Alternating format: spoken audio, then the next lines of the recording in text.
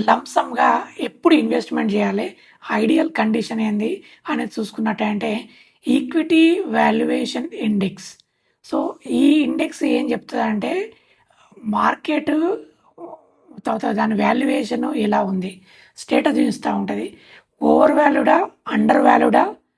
And న్యూట్రల్‌గా ఉందా?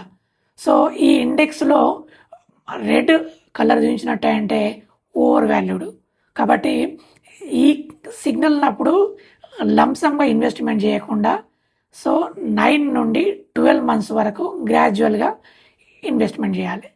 అంటే స్టేజర్‌గా ఇన్వెస్ట్‌మెంట్ చేయడం మంచిది. అలాగే గ్రీన్ సిగ్నల్ ఉంది. గ్రీన్‌లో ఉంది ఉన్నప్పుడు లంసమ్‌గా అగ్రెసివ్‌గా సో, ఇన్వెస్ట్‌మెంట్ చేసుకోవచ్చు. ఎందుకంటే ఇప్పుడు అండర్ వాల్యూలో ఉంది కాబట్టి.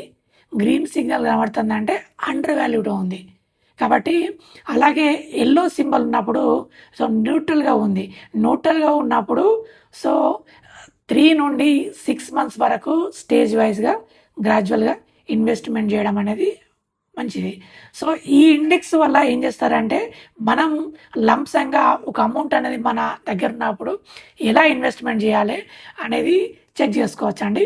సో, రెడ్ సింబల్‌లో ఉన్నప్పుడు మాత్రం కొంచెం జాగ్రత్తగా ఉండాలి. ఎందుకంటే, సో, ఎక్కువగా సడెన్‌గా ఆలోచించి మొత్తం పంపింగ్ చేసిన తర్వాత మార్కెట్ పడిపోయినప్పుడు ఒకేసారి క్రాష్ అయ్యడానికి ఛాన్సెస్ అనేది ఎక్కువ.